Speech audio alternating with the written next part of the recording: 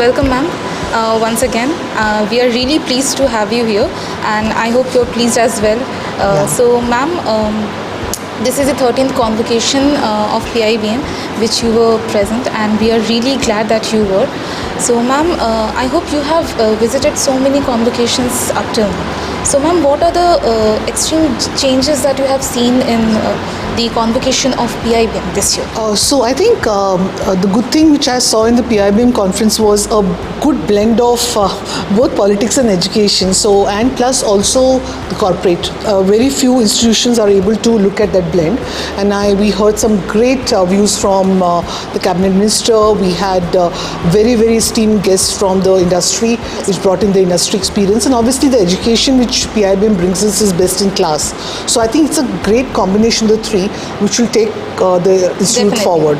I think that was something which is very unique. Definitely. Also the fact that I must add that the way the team has got together, so it's not just about faculty but also the students who are really leading it from the front. And I'm so glad to see the students taking the charge, and I'm so hopeful that they will be able to do the same in their corporate world. So I love the fact that the way they organized it, took the lead and organized the entire convocation. So, ma'am, my next question comes as that PIBM not only teaches us with the help of the faculties, but also the corporates come regularly to give the insights of the corporate world. So, what is your take in that? How do B school students should respond to that kind of teachings? Because this is something that only few of the colleges are doing right now, and PIBM, I'm very glad to say, is one of them. True. So, how does students should take that thing? No, I think you should feel blessed, because I think that's what the industry requires, really, that how you could bring in the academia and the industry together.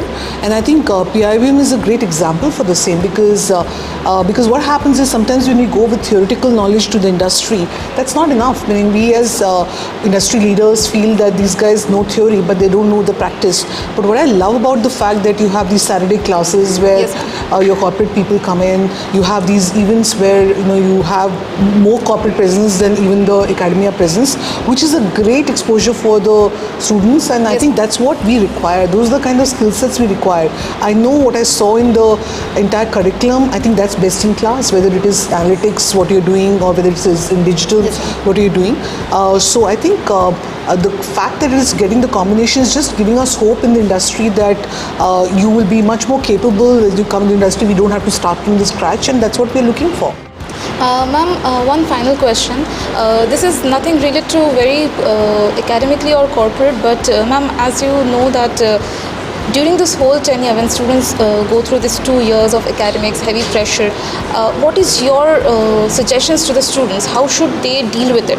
Because I believe that if you do not have a proper mental health, then whatever you do, whatever your efforts are, it will go in vain. So what is your point of view? How should students cope up with that? That's a very interesting question, and I think it's very relevant, especially post-COVID. Yes. And mental health is a big issue even in the corporate we face. And I think the students have to enjoy, first of all. Yes, I truly believe, and I talked about in my convocation talk as well, that you should enjoy what you do.